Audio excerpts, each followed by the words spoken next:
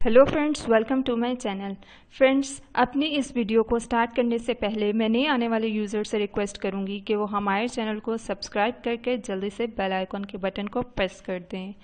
आज की इस वीडियो में मैं आपको बताऊंगी कि आप किस तरह से अपने स्टमक के स्वेलिंग या वर्म को दूर कर सकते हैं।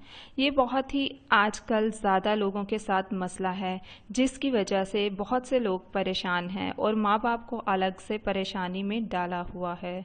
सो दोस्तों, आप लोगों को परेशान होने की ज़रूरत नहीं और जो माँ बाप परेशान हैं उनको भी परेशान होने की ज़रूरत नहीं।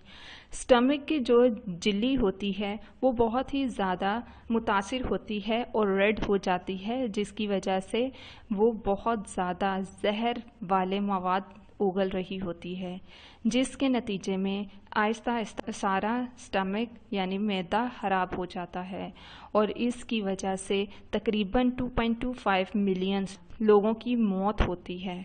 सो चलते हैं अपने इंग्रेडिएंट्स की तरफ।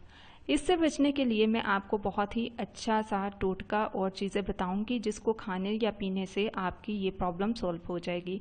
सो चलते हैं अपने इंग्रेडिएंट्स की तरफ। आप ऐसा क्या खाएं कि ये आपकी प्रॉब्लम सॉल्व हो जाए।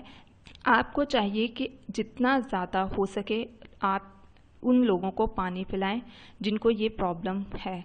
सोडियम बाइकार्बोनेट को पानी में मिलाकर पिएं। लेमन और सिरके को पानी में मिलाकर पिया जा सकता है। इससे आपको बहुत ही जल्द आराम आ जाएगा।